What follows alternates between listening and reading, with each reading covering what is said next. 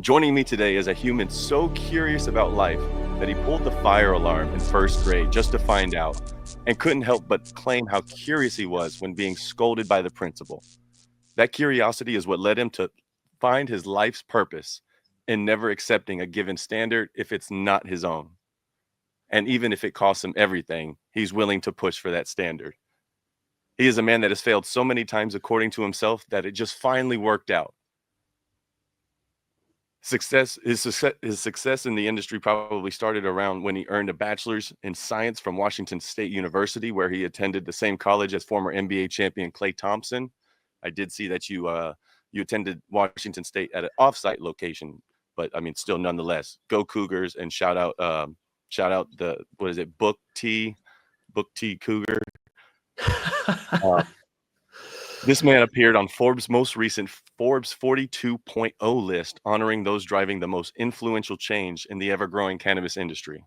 Thus, the reason why he's here today. The founder and CEO of RollPros, the company leading the way in pre-roll production via their true roll technology that truly mimics the dynamics of a hand-rolled joint at scale since 2020. And he is currently the only guy in America that I will get the privilege of speaking to as of this day that we are alive, that can say that he has been involved in the production of over 30 million pre-rolls, not cone pack, pre-rolls, ladies and gentlemen, 30 million. The one and only Kyle Laux. Thank you for joining the program, brother. Oh man, thank you so much for such a gracious intro. Yeah, I will. I need to update some numbers.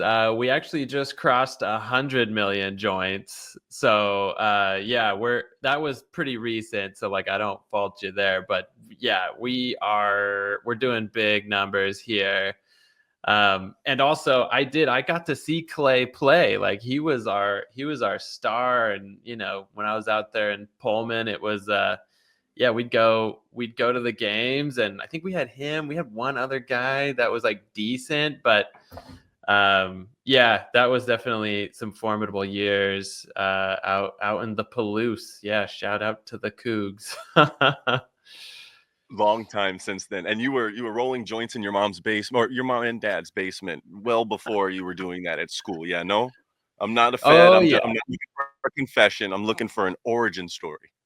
Totally. Yeah, I mean, geez, like since I was, 18, I've been rolling joints. That was always the preferred method. I consider myself a craftsman, and I'm really like into using my hands. So, it was like from the very like finding of a joint and like, studying it, I was really drawn to it. And so, yeah, I've been rolling up for a long time, and little did I know that that was like going to be the basis, coupled with my, engineering and product design experience, but like really like being able to identify with the user and like the cannabis joint connoisseur was really, yeah, from like just being like a kid and rolling up joints and then going snowboarding or windsurfing or working on cars. It was like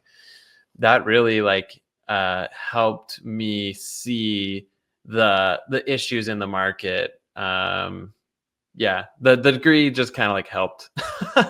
You know what I mean? It just puts a stamp on it at the end of the day when it says CEO of a company, and then there is that degree right there. It does say a little extra something like, "Hey, he finished, he did it." But I mean, God bless, man. You.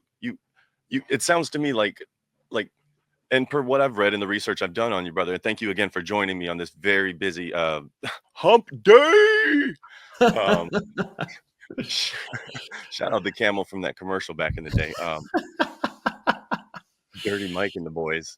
Um, we're gonna. I was talking about your craftsmanship. Essentially, is what I was gonna get to, and saying that at an early age, sure, you were doing activities and using cannabis to kind of gain perspective. So I've read. So you've claimed is that ultimately cannabis helps you gain perspective and look at problems and or solutions from a different angle.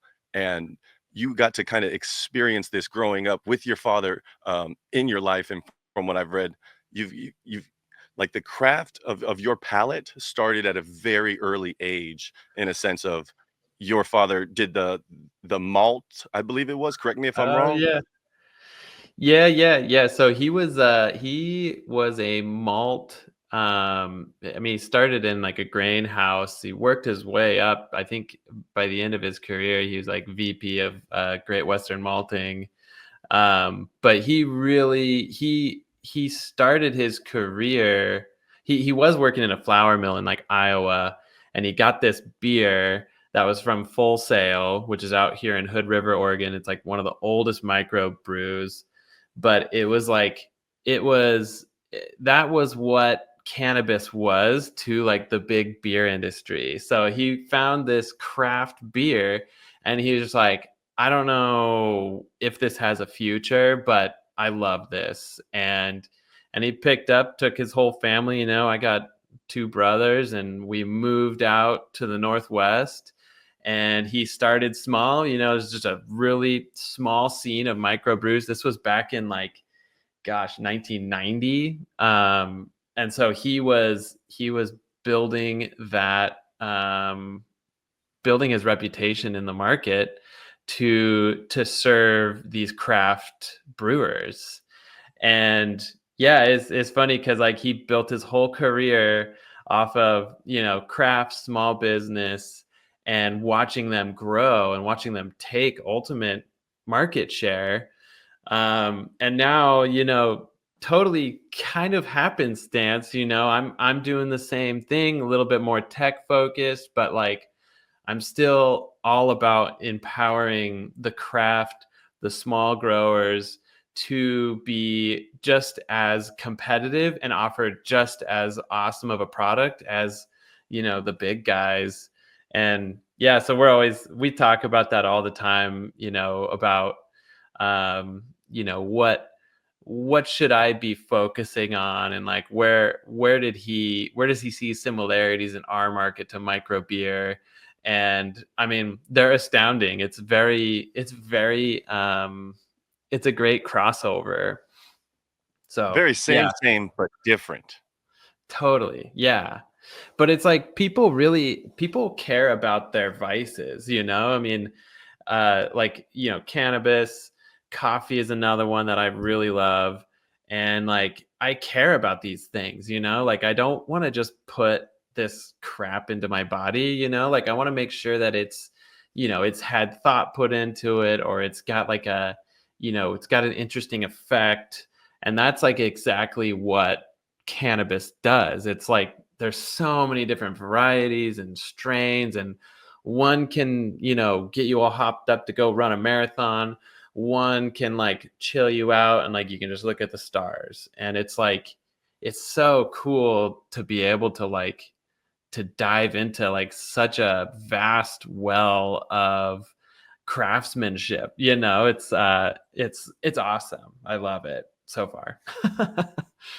So you grew up with experience, or an artisanal sort of thing with the micro brew, and you just applied that hand in hand with what you prefer.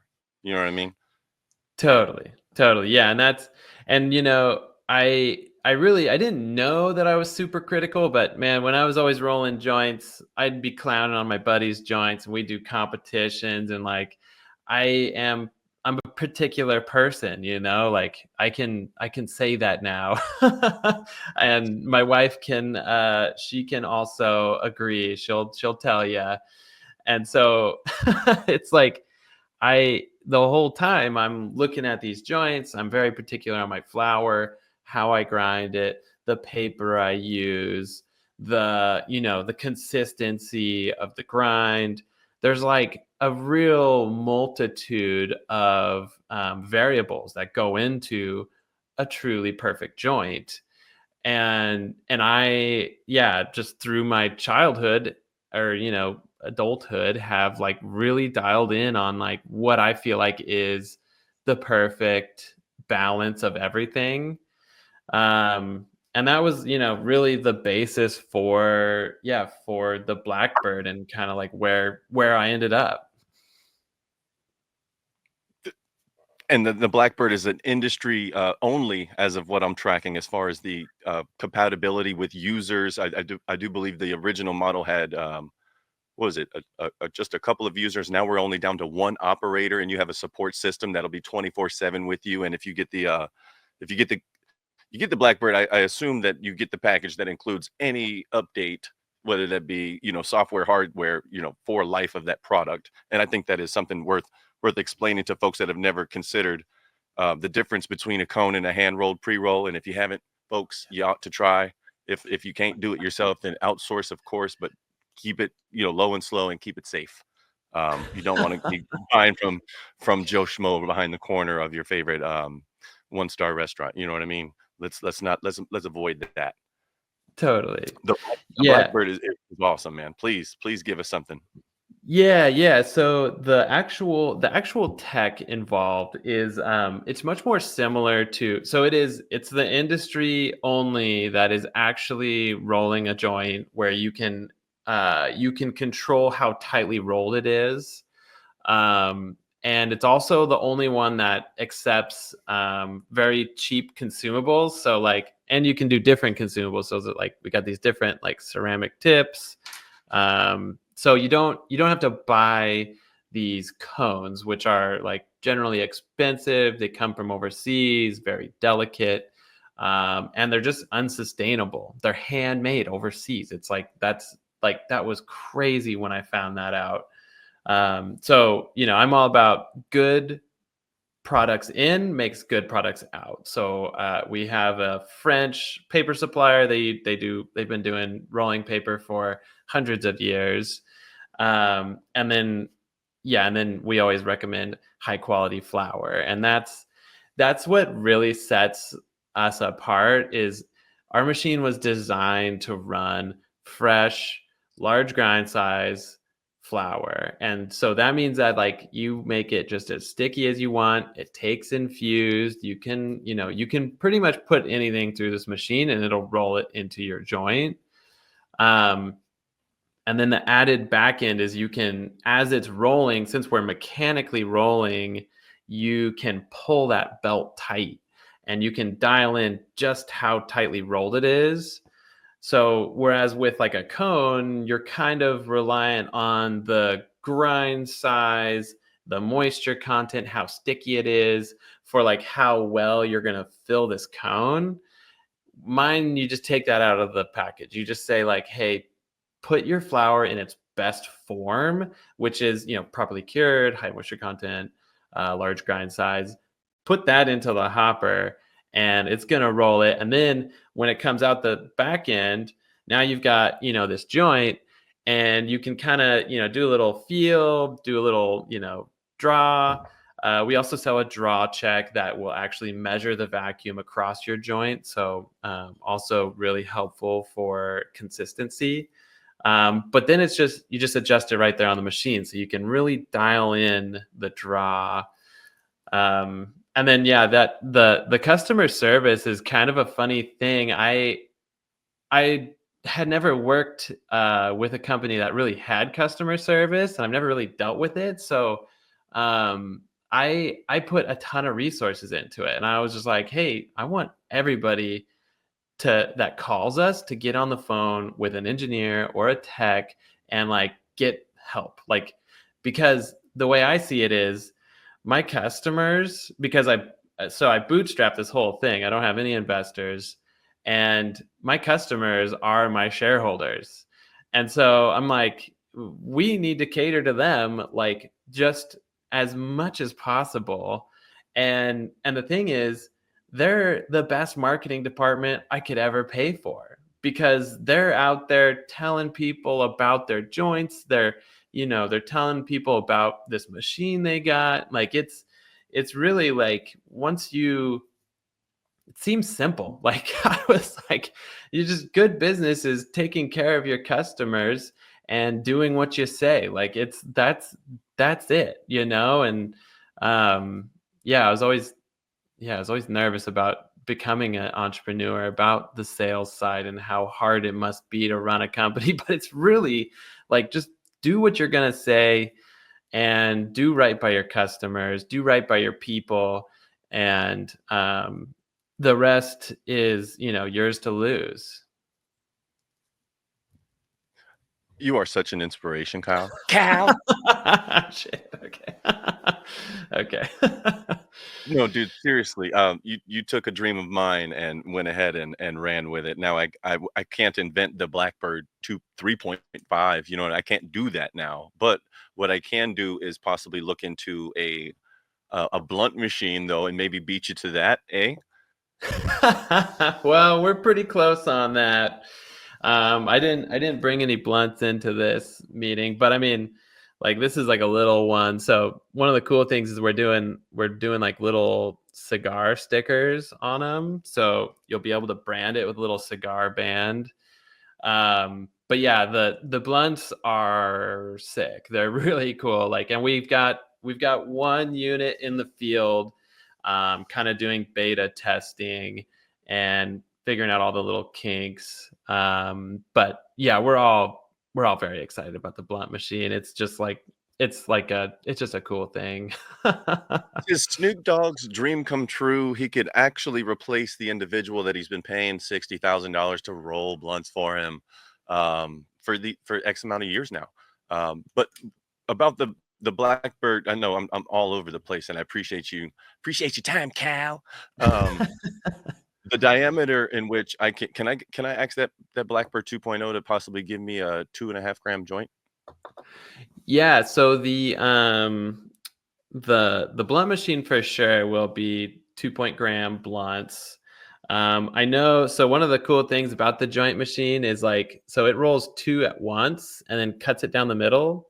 So I have seen people that will like they'll just remove that cutter blade, and so you'll roll like you can roll like a 2 gram joint with a crutch on either end, and then you can like bust off one side and have this like huge party joint, or you can like cut it wherever you want in the middle. Say you want like a little dog walker for your like midday toke, and then you got your like end of day like big boy. So yeah, there's a lot of fun things you can do. Having one of those things from TikTok where everybody like, you know what I mean? It's like having one of those at the end of the day. You and I on a fishing trip in Vancouver talking blunt machines don't sound too bad right now, bud. I tell you what. Dude, yeah, man. The springers are coming through. There's just like four went across the dam. So yeah, my COO is a big fisher. So like we'll be out there. We'll start getting some springers. So yeah, come on out, dude. I'd love to host you. That's what I'm talking about, brother. And I did see that Champ Bailey issue of what is that, Cannabis Times or just Cannabis something right there over your left shoulder, brother. I've Yeah. seen that thing on a couple of different websites and whatever, man. And what is there any significance to that issue? Well, it is the innovation issue. And we've been working with cannabis and tech for a little while. We've won a couple awards with them, and like with their cannabis tech awards. And um, yeah, I think we like all of the publicity and media outlets. But I think that they found me particularly early. So like I think back in like 2021 when I like first had my little like, it was like an 8x8 booth at MJ Biz. They came by and like they were like, dude, this is awesome. Like, so they get it, like I always remember the people that like get it, and when you're like it's rolled and they see the machine, they're like, holy shit, I can't believe you did it. Versus like the people that are like, well, but my customers like the cone, and I'm like, well, then move along.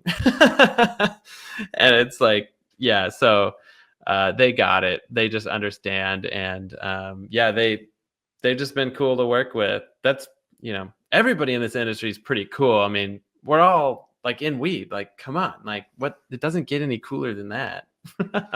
Right, as you said in another piece that I read, it's genuinely about community, and that's Hmm. one of your biggest takes on it. Outside of your own palate, it's about the community and that same article that I'm referencing, you also said that it's about the socialization aspect, that people ever since 2020, when shit went absolutely haywire for a little bit, and I'm not just saying that with an undertone. I understand a lot of shit has happened since. We're in 5 years out, and folks are still learning to socialize again, man. And that is a key point that I thought you brought up, that the joint ultimately is the most powerful tool, in my opinion, per those willing to take a puff.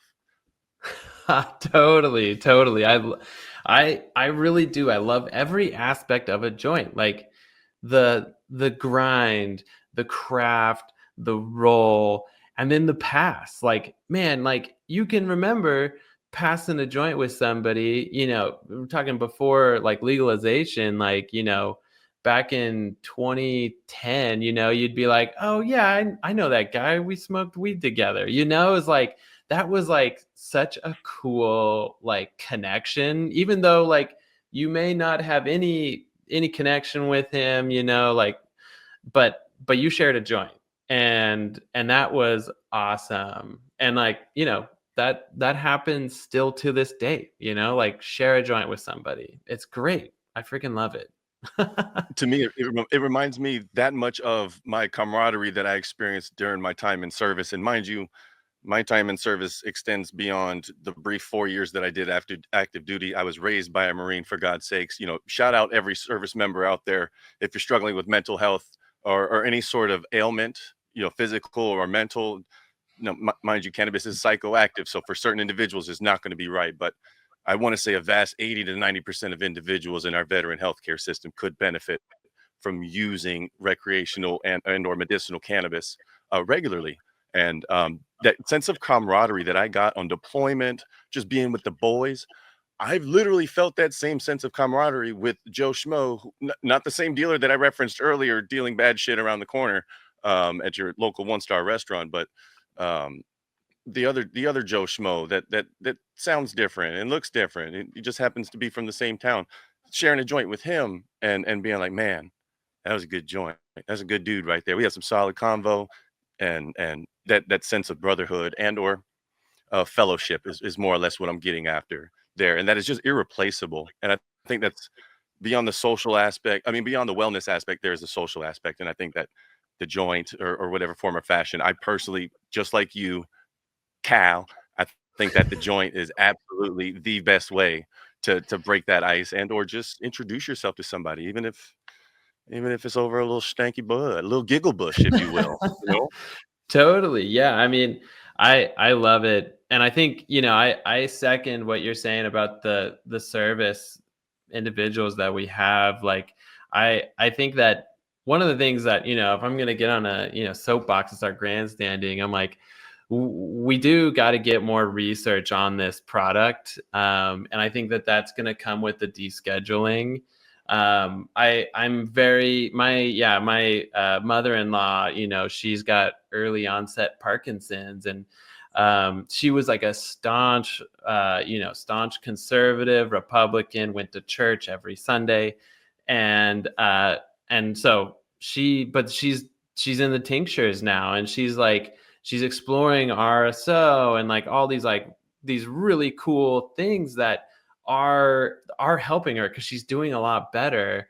But like if we could actually blend like the research, peer reviewed journals, and like actually get some real foundation in place, I think that there's so much to this plant because we've evolved with it over thousands, millions of years, that it's like we we stand to benefit so much from this plant that we haven't even scratched the surface. And it's going to take a big wave to fix it, or to even like unlock that potential. But I'm hopeful because I'm a cockeyed optimist, right? Like, and that's just like how you got to live. But yeah, I'm excited for that. I hope, and there's a lot of people that can benefit from it. That's what I'm talking about, baby. That's why we're here. That is why I'm here with you right now, Kyle. Seriously. How was that meeting you were in before you joined us, man? Because you're in really good spirits talking about something you love right now. Oh man, I was sitting over with my engineers, like we're I love it. Like I love everything about my job right now. It's great. I mean, I hang out with the engineers in the morning, kind of do like little light design review on stuff, and then, and then I set them on their way. And um but yeah, I everybody that I have here is just like, they're good people, and it's like I didn't necessarily hire, as somebody's going to watch this and say something to me later, but I Get didn't them. hire like the highest performing people. um but like they're the nicest people, and they're people that I trust. And like, this is going back to, like, if you want to take some entrepreneurial advice, like hire people you trust, and hire people that you want to show up every day and live with, because that's what you do when you're doing a startup, which we're way beyond startup. But like, when you're working like this, you got to really like the people that you're around. And I totally think that's what we have here, and everybody will agree. It's like, it's a real sense of camaraderie. And you probably felt the same thing when you're in the service. Like, these are my boys, and I got girls too, uh but like, we band together. So it's like, when there is like a problem or like a fire erupts, like some supply chain thing, people are jumping on that grenade. And that's kind of like one of my things. I'm like, I want people that jump on the grenade and don't just like, look the other way, or like want to tackle a smaller grenade problem. Like, I want people to like see a ticking bomb, be like, fuck, I got this. Like, I'm gonna jump on that and try to fix it. And that kind of goes along with, what you're talking about, me like failing so much. I'm like I I'm happy to fail. Like, failing is the way that I learn best. Like, I don't learn very well from people telling me like, "Hey, don't do that," or "Hey, you should probably just fill a cone." Like, I'm like, "Nah, I'm going to figure this out." And I hire a lot of people like that, and it's makes for a really fun work day. So, yeah, I'm always kind of like this. The premise of in my opinion, the premise of your company is I roll my weed better than you can pack your cone any day of the week.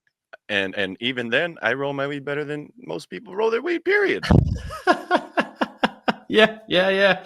Well, I mean, there's physics the fighting a cone, like if you got this cone with a tiny little hole, and you got this really sticky, like high quality bud, you're just not really ever going to be able to fill that perfectly. And so you're fighting physics, and nobody wins against physics. Like, that shit works every time. And I so, tell you, physics get me every time whenever I'm trying to roll a paper that was purchased at any forking gas station. It's been just sitting there so long, and as I look around in my head at different papers, I can't quite picture the company in France. It's not Zigzag, is it? They got a picture of a king on their thing. I think they might have a king or a president yet still. yeah, yeah, Zigzag, I think they're owned by, I think they're Republic Tobacco. But the mill that I get it from is just they're a really They're big really big mill. mill. They don't even have a brand. They just have they sell to people. Like, I'm almost 100% certain that Vibes, like, their papers from it. Um but yeah, like, and the guys like Raw, I've talked to Josh Kesselman. Like, I think they're just a little chaotic over there. I would love to do something with them and like get their bobbins into the machine. Which it'll happen eventually. It just kind of takes time, I think. Yeah, what's your favorite paper? What do you roll with typically? Big fan of the raw blacks. They tend to be a little bit more on the less harsh side for my Yeah, palate. totally. Yeah, I agree. I think I've always been an elements guy, like just like minimal, as small. as minimal amount of paper as possible. Right. Um, A bit yeah. counterintuitive when I also start the show by saying, I roll these backwoods, they're as big as King Kong's fingers, you know what I mean? Just to enjoy that flavor 3.5 at a time there, bud. Um, there ain't nothing wrong with a little tobacco leaf down tobacco road, but I just, Dude, I'm paper, with you. I did the the paper spliffs when like we used. sampling, but tends to be better. Yeah, yeah. I loved spliffs back in the day, and that's I've got a couple of friends over in Amsterdam, and they're looking for a machine, and they were like, dude, we want it because this thing will roll great spliffs. And I'm like, game, let's do this. Are you in the international market outside of your partnership with the we're not gonna give away any secrets, your paper company out there. Are you able you to know, the I Blackbird haven't. overseas anywhere? I know Thailand's rocking now with some cannabis. Germany's rocking with cannabis now. Yeah, I haven't done overseas yet. I've done Canada. We've got a lot up in Canada. Amsterdam, I've got a couple of people that really want them there. I'm kind of, I don't know. I actually just was talking. That was something I was talking to my engineers about. Is getting the CE mark on the machine, which is like pretty. It's not that hard to do. So like we're gonna get that, and then we'll start looking overseas for sure. Well, speaking into existence, Kyle, damn, I hear you, Big Daddy. It's Yeah. gonna happen. It's gonna happen. It's 2025 and shit's rolling. I believe in June the farm bill is up or to be discussed or something like that. And as an industry as a whole, whether they classify hemp derived cannabis as marijuana or if they keep it same but different rolling forward for the next couple of years, does are you worried about anything going on as far as the farm bill or as far as anything cannabis news as far as legalities go in operation territories that you operate? I think as long as there's people that smoke weed, then there'll be people that care about good joints. And so like, yeah, it might affect like flow, or it might affect like my growth, but I'm not worried about yeah, I'm not really worried about much. I think that I've followed my intuition thus far, and it's worked out. And I can get myself into a little worry hole, but it's like, at the end of the day, it's all good. We got happy customers, we got happy consumers, and we've got a really good thing going here. So, yeah, I think the descheduling could help. Like if we could get the banks too, like that's another thing, is like all of these operators are really tightening in their margins, and so they're all looking for financing options. And if it was just a normal business and they could go down to US bank and get a loan like anybody else in any other industry, that would be really helpful. And then also the research side, I'm kind of like I came from medical, so like I used to read a lot of journals on different, I don't know, different ailments that we're trying to fix. And so I'd love to see the research side kick up and see see the see the medical side take off. I don't think that necessarily helps my business, but it's just cool. Oh, for those that don't want a pre-packed cone of some government weed, you know what I mean? Maybe those those brands of cannabis that offer a pre-roll that is, although automated, it has the feel of a hand rolled joint, something that you can't really replicate 100%, but the Blackbird and Blackbird 2.0 seem to have done literally just that over the course of a few short years. It's 2025. I believe the website says 2020 is when you guys were rocking and rolling, and it's been Yeah. nothing but a snowball effect ever since. I started the program, 30 million joints. Hey there, Mr. Guy doing the interview. We're a lot higher than that now. And I apologize about stepping on your toes It's there. all I did not mean to cloak it, if you know what I'm saying, at no, no. all. No, I mean, the cool thing too, about what you're saying is like I understand that a lot of people are afraid of automation because a lot of times automation means like a drop in value or a drop in quality. And that was like the one thing that I wanted to like preserve. And actually, like you can get a higher quality joint, through our machine than any other method, no matter what the speed. And that was like, the whole like idea of the machine was like, how do I design a machine that rolls a joint better than me? And then like I didn't even think of like speed or scale. Like I was kind of like just in the garage. I was like, you know what? Even if this is just like a fun little like party trick thing that I bring people out and be like, look at this little Rube Goldberg machine I made, then that would have been like enough for me. But it needed to be like a perfect joint. And then like, I did this is actually prototype like 0, like almost negative numbers. Like I machined all these parts. Like if anybody on here is a machinist, they're probably clowning at my freaking, you can see the freaking, tool marks on those parts.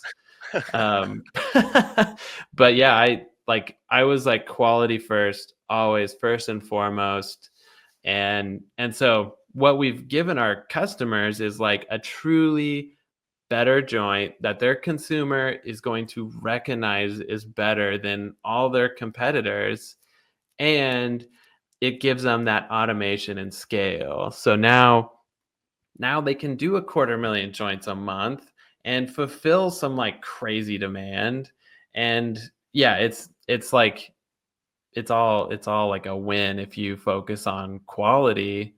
And that's the people that I see winning too are focusing on quality flower. So it's like, yeah, focus on quality. It's like that's gonna be what rises to the top.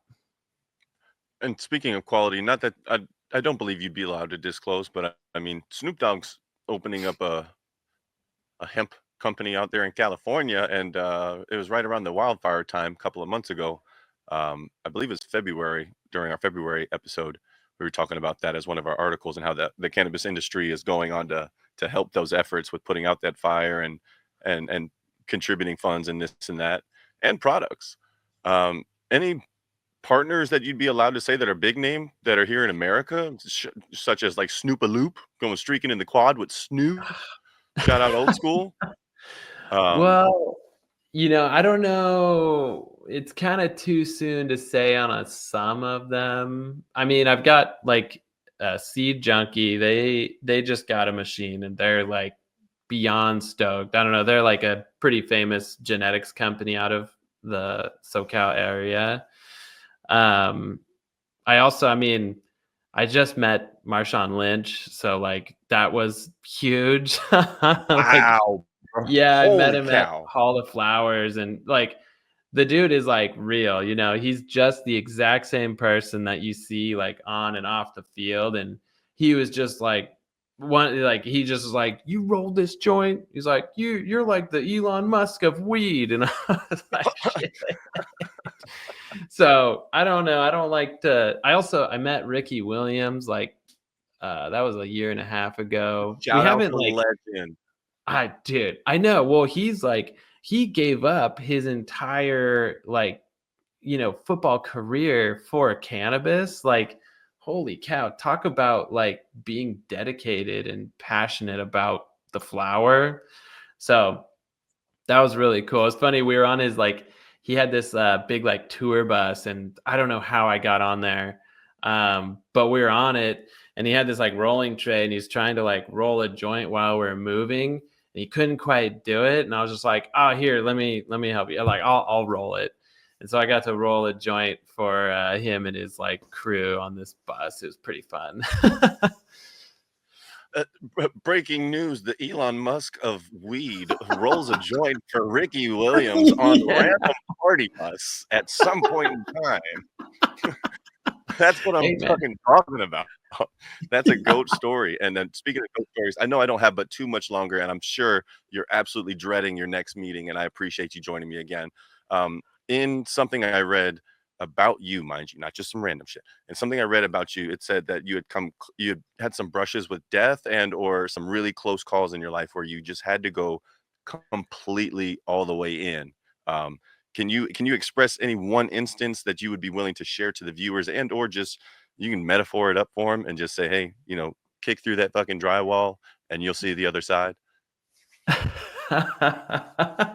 Yeah, I guess in true Kyle spirit, I got to bring drywall and Monster Energy drinks up, right? Yeah, I think the one that really kind of kick-started me was like not necessarily me, but my son had to have brain surgery at like 8 weeks old. And it was it was really horrible. And it was like this, like, I kind of like, it was almost like I lost all hope when I was just like, how come like bad shit just like happens to people? It's like lightning striking, like I could go to church every day, I could worship Buddha, but like bad shit is going to happen to you. And if you're just sitting there waiting for good stuff to happen to you, like a promotion or like a job opportunity, like if you're sitting there waiting for it, it's just never going to be there. Like you're always going to be waiting. And so that incident was really like eye opening to just be like, fuck it, like we're only here for 100 years. Like if we're lucky, just like get out there and just start doing it. And that was like when I was in the garage machining this brick behind me, and I just kind of said fuck it. And it was in the middle of COVID, and I had a great job as an engineer, and I had 3 small kids, and I quit my job. And it was like, and Wow. yeah, it was a really like scary time, but um the like through that, I see things so much differently now. And I hope that everybody has a moment in their life that is life changing like that. And and I really hope that people follow their dreams and passions, because we're only here for so long, so do it.